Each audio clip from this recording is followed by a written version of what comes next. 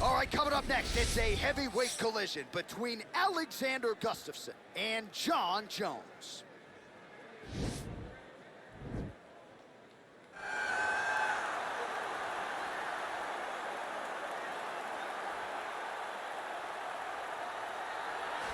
All right, so here he is, one of, if not the greatest to ever put on a pair of 4-ounce gloves. Jon Bones Jones. Daniel, this is the only man who has ever solved your game in a mixed martial arts setting. Johnny Bones back for more tonight. For me, I understand how special Jones is because he is the guy that's been able to beat me twice. But when you go down and you look at the resume, you start with Shogun Rua, then you have the Rashad Evans, and the Rampage Jackson, and then you have myself, Alexander Gustafsson.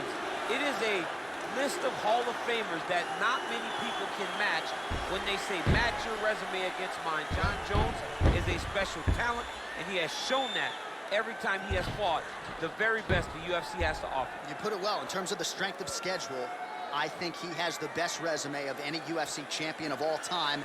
And of course, as he makes the walk here tonight, he puts that status on the line yet again. All right, here he is, Sweden's best, the former two-time UFC light heavyweight title challenger, Alexander Gustafsson. Certainly a guy who gave you a fight in Houston back in the day. That was the fight of the night at UFC 192, and I know taught you a lot about yourself as a fighter. Yes, I learned a lot of lessons in that fight against Gustafsson. But you look at Alexander, and people want to question whether or not he has the durability, the toughness to overcome insurmountable odds. Trust me, he does. He has fantastic footwork, underrated wrestling, in very, very good boxing. A very smart guy who trains out of the All-Stars Academy out in Sweden, has great coaching, and it shows every time he steps foot in the octagon. Yeah, he hinted at retirement a few years ago, but his head and his heart seem to be in the right place. Alexander Gustafsson looking to prove a point here tonight. Our tale of the tape for this heavyweight fight. Both fighters are 33. Gustafsson weighed in at 240 pounds. Jones will have a 5-inch reach advantage. And now for the particulars, we go inside the octagon where we find Bruce Buffer. Ladies and gentlemen, this fight is 3 rounds in the UFC heavyweight division. Introducing first, fighting out of the blue corner, a look-see-do fighter, holding a professional record of 27 wins, 1 loss, and 1 no contest. He stands 6 feet 4 inches tall, weighing in at 225 pounds. Fighting out of Albuquerque, New Mexico, USA! Ladies and gentlemen, he is the former UFC light heavyweight world champion, Jon Bones Jones! And now introducing his opponent, fighting out of the red corner. This man is a mixed martial artist, holding a professional record of 18 wins, 8 losses. He stands 6 feet 5 inches tall, weighing in at 240 pounds. Fighting out of Stockholm, Sweden, Alexander the Mauler Gustafsson.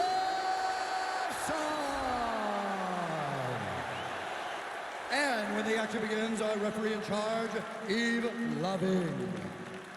The veteran Yves Lavigne draws the assignment here. You ready?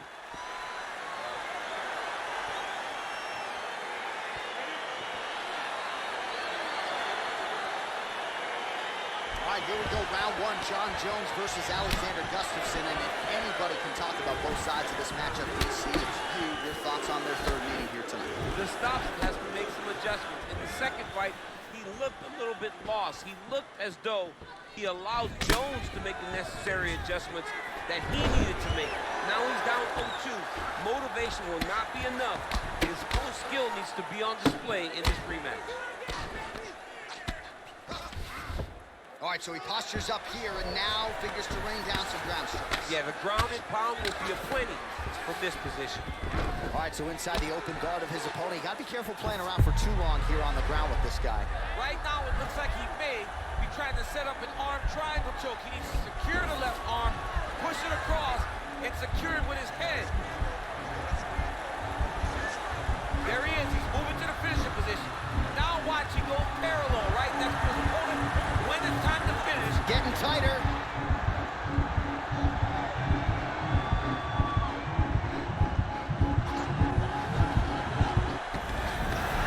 Wow. All right, right into side control. Upper body strength figures to be put to good use here. Yes, absolutely. And you got to look for his opponent to turn back into him. He should chase guillotine, but the opponent turns to the opposite side. He can take his back, throw his hooks in, try to choke, or flatten him out, just go for the finish. A lot of top pressure being applied here as he works out of side control.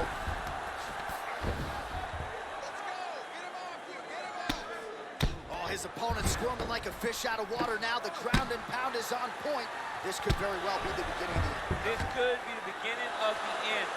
We've seen some really good ground and pound fighters. This young man is as good as any you've ever seen.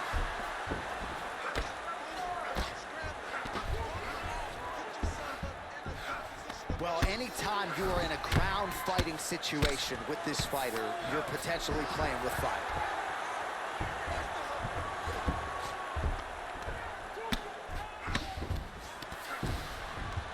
Man, this is some serious ground and pound here, DC. He's not just staying busy for the sake of staying busy. These strikes are doing damage. Oh, yeah, no pity pat. Now the guy's got armbar. He's attacking it on it.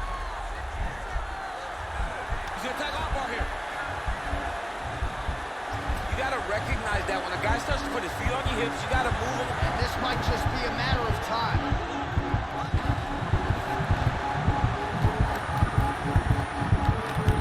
Oh, and there's the tap, so he submits him with the armbar. How about that? Great job, great performance. He got him! What a fight! Yeah, that's about as good as he's looked in the grappling realm, and he stayed focused on the armbar. He kept going back to the well for it, and ultimately, in the middle of this fight, he gets the tap. That is a big finish for that young man here tonight. All right, so there's the horn. That means it's the end of the round, and get that man a singlet, man, right? Offensive wrestling on point tonight. That was a tutorial. That was every single takedown you could secure in a fight. He did it all the right way. He's beating his opponent to the finish before he can try to sprawl and respond. He's a step behind. If he's going to stop these takedowns going forward, he needs to react a little quicker. All right, let's take a look back at the replay as he gets it done by submission tonight, champ. Just watch how slowly he approaches the submission, though. He never rushes. He takes his time, but it's his trickiness. It's his ability to trick people into going to the floor with him that puts them in danger and finishing fights.